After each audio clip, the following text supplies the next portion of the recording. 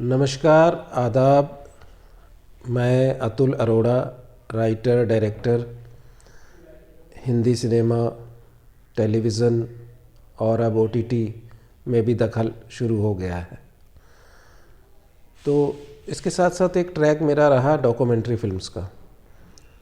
शुरुआत उसी से हुई थी और मैंने शुरू में ही सोच लिया था कि सिनेमा एक बहुत बड़ा फॉर्मेट है। हम एक छोटे शहर से आते हैं। छोटे छोटे शहरों में रहते हुए फादर रेलवे में थे, तबादला होता रहता था।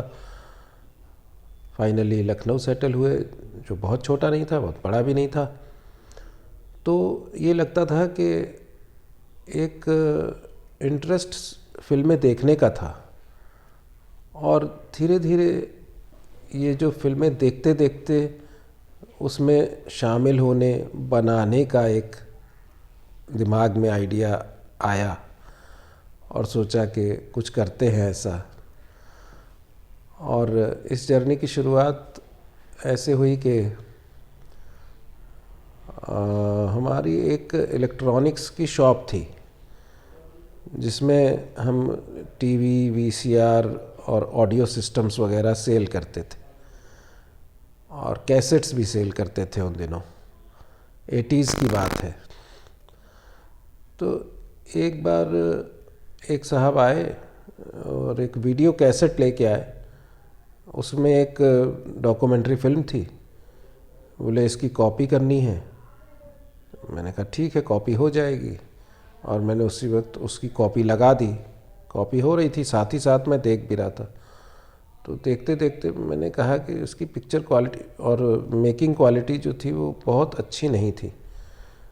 तो मैंने उनसे कह दिया, मैंने कहा कि फ़िल्म बहुत अच्छी नहीं बनी है। तो कहने लगे आप बनाते हैं क्या? मैंने कहा जी। और बोले कि आप अगली फ़िल्म आप बना दीजिए हमारी। तो मैंने कहा ठीक है। अब सच तो ये था कि उस वक्त मैंने इस फील्ड में एंट्री नहीं ली थी। मेरा सिर्फ थोड़ा बहुत आना जाना हुआ था एक टेलीविज़न स्टूडियो में जो कि गवर्नमेंट का था, जहाँ पर बच्चों के प्रोग्राम बनते थे एजुकेशनल टेलीकास्ट के लिए। इतिहास, भूगोल, गणित, विज्ञान, हिंदी, इंग्लिश, इन सब के ऊपर प्रोग्राम बनते थे 12 से 15 मिनट के। तो वहाँ आना जाना शुरू हुआ। वहाँ जो आना जाना शुरू हुआ उसकी वजह भी वो हमारा बिज़नेस ही था, क्योंकि हमने वहाँ पर वीडियो कैसेट रिकॉर्डर सप्लाई किया था और उसकी पेमेंट लेने के लिए मुझे जाना पड़ता था। कई बार आना जाना हुआ। तो जब कई बार आना जाना हुआ तो मैंने देखा कहीं पर शूटिंग चल रही है, वहाँ पर प्रोग्राम की, किसी कमरे में एडिटिंग चल रही है। तो मैं वहाँ खड़े होकर देखने लगता था। थोड़ी देर एडिटिंग देखी बैठ के, थोड़ी देर शूटिंग देखी, तो इंटरेस्ट जगने लगा। काम लगा कि इंटरेस्टिंग है, क्रिएटिव काम है और कुछ पहले से क्रिएटिव बेंट ऑफ माइंड था और कुछ इसको देख करके और जगा। तो लगा कि क्या मैं भी ये कर सकता हूँ। तो लगा कि हाँ, कर तो सकता हूँ, तो ट्राई किया जाए। तो धीरे धीरे वहाँ आते जाते जब वहाँ का काम मेरा हो गया, पेमेंट वगैरह मिल गया, उसके बावजूद मैंने वहाँ आना जाना जारी रखा, क्योंकि कुछ शौक़ हो गया था इस फील्ड में एंटर होने का, कीड़ा लग गया था। तो वहाँ पे जो कैमरामैन थे, प्रोड्यूसर थे और एक्टरों का आना जाना था, राइटर थे, उन सब से दोस्ती होने लगी। धीरे धीरे काफ़ी लोगों से दोस्ती हो गई, तो उनसे सीखने को भी मिलता था। वहाँ खड़े होकर शूटिंग देखना 1-1 घंटा, 2-2 घंटा।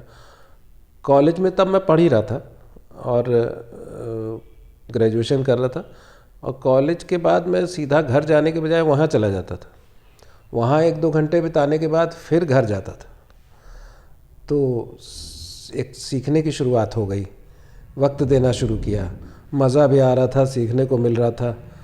और वो लोग गवर्नमेंट के एम्प्लॉय थे, लेकिन वो मना नहीं करते थे क्योंकि सबसे एक दोस्ती नुमा हो गई थी।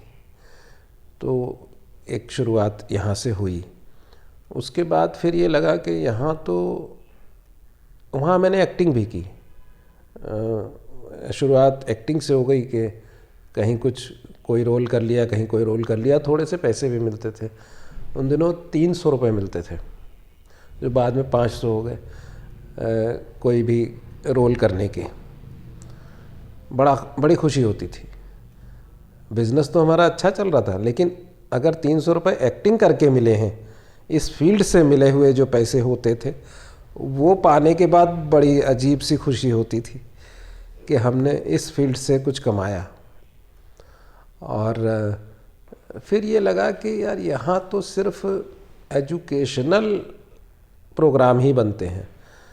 अब इतिहास, भूगोल, गणित कोई बहुत इंटरेस्टिंग सब्जेक्ट तो थे नहीं। अब इसके अलावा भी कुछ हो। तो उसके बाद फिर थोड़ा बाहर निकले, थोड़ा थोड़ा अकल आई गई थी।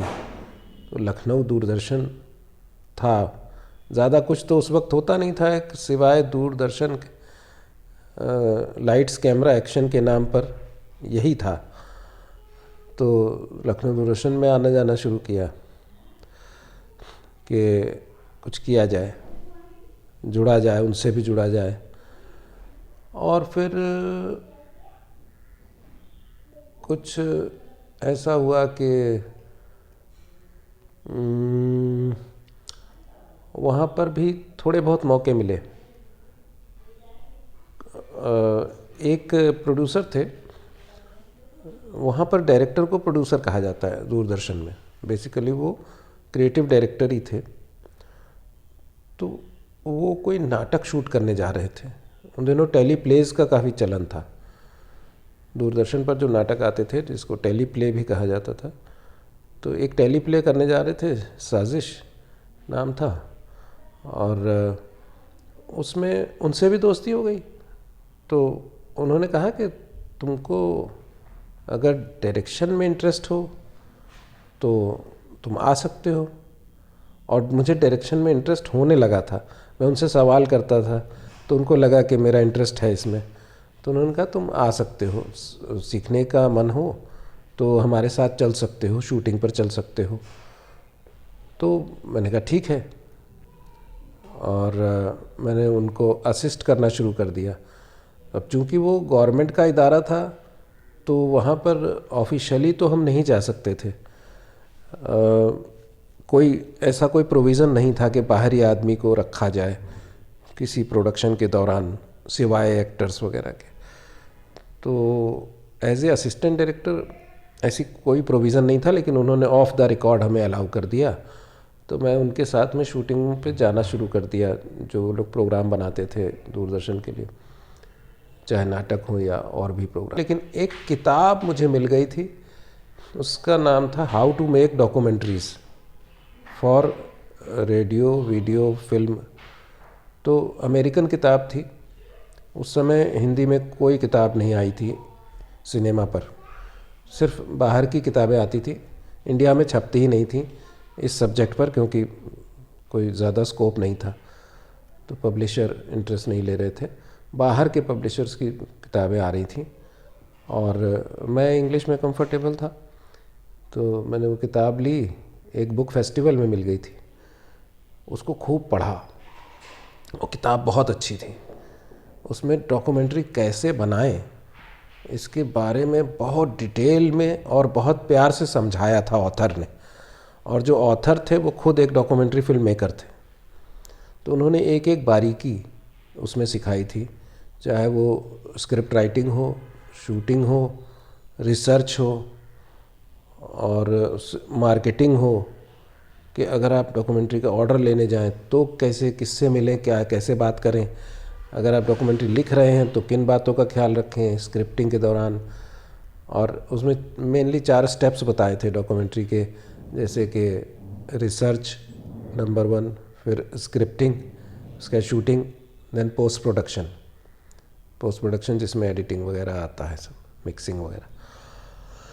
तो ये सारा डिटेल में उस किताब से सबसे पहली बार सीखने को मिला। और उसके अलावा और भी किताबें, मैगज़ीन्स वगैरह, एक आती थी ऑस्ट्रेलियन हाई-फाई, तो वो ऑस्ट्रेलिया से आती थी, वो भी मैं रेगुलर पढ़ता था।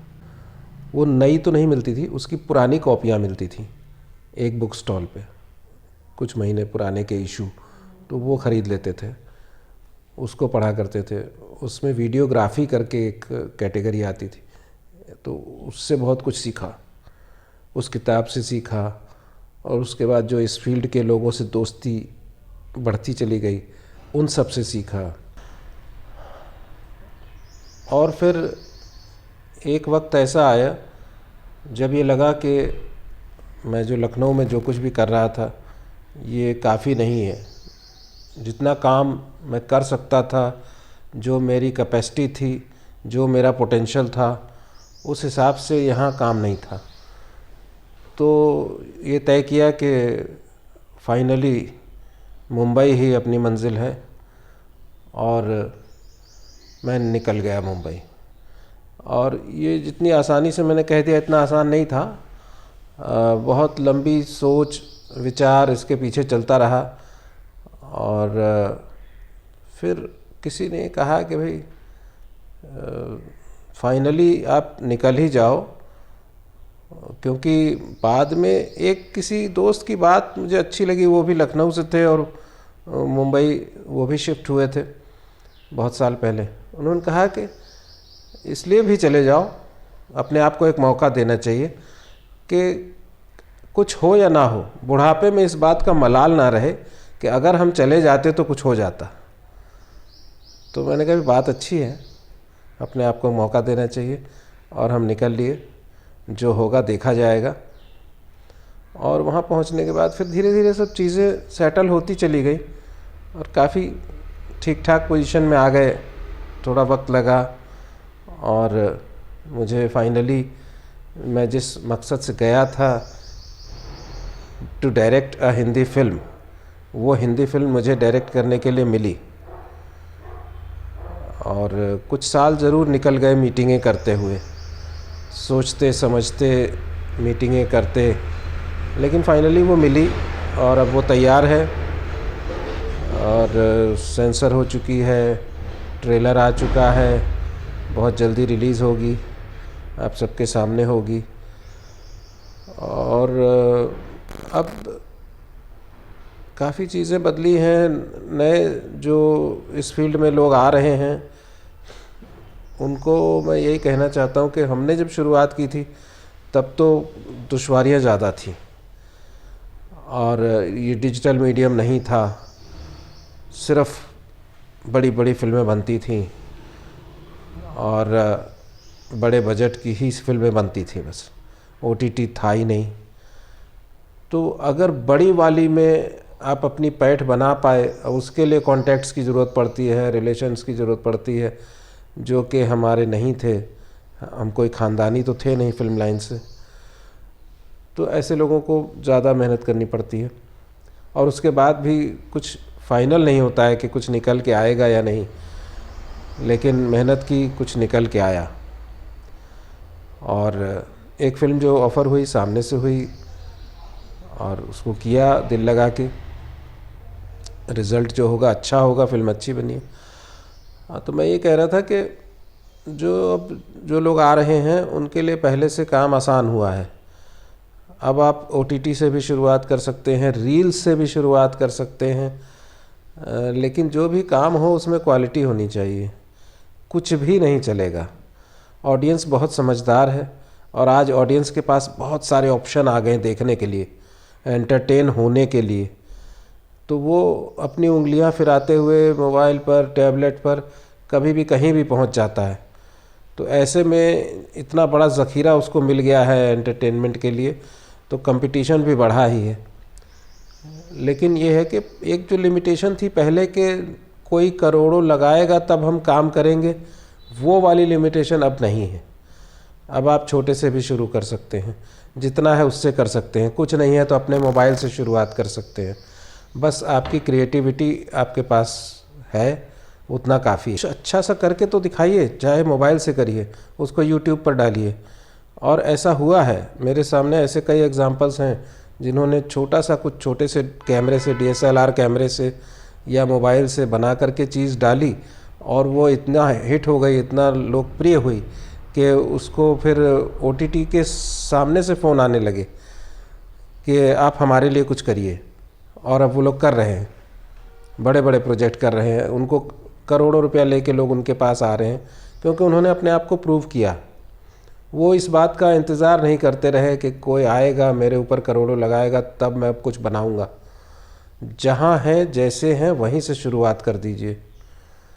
जैसे एक मारवाड़ी में कहावत है जो कि फ़िल्म बिज़नेस पर भी लागू होती है और सभी बिज़नेस पे लागू होती है कि बड़ा सोचो और छोटे से शुरू कर दो। सोच तो बड़ी होनी चाहिए, बड़ी सोच अच्छी चीज़ है, लेकिन उसके लिए रुके नहीं रहना है कि बड़ा ही करेंगे, बड़े से ही शुरू करेंगे। शुरू छोटे से करो और बड़े पर निगाह रहनी चाहिए कि बड़ा करना है।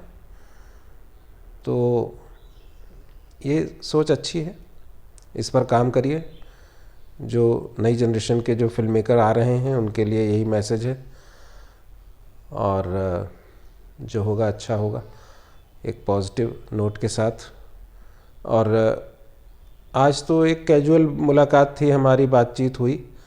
अगली बार हम कुछ डिटेल में, कुछ सीरियस थॉट के साथ और पूरी तैयारी के साथ आएंगे, और थोड़ा बड़े स्केल पर जा रहे हैं हम, जैसा कि मुझे बताया गया। तो एक बार फिर मुलाकात होगी आपसे और डिटेल के साथ और तैयारी के साथ। चलिए ठीक है, गुड लक, थैंक यू।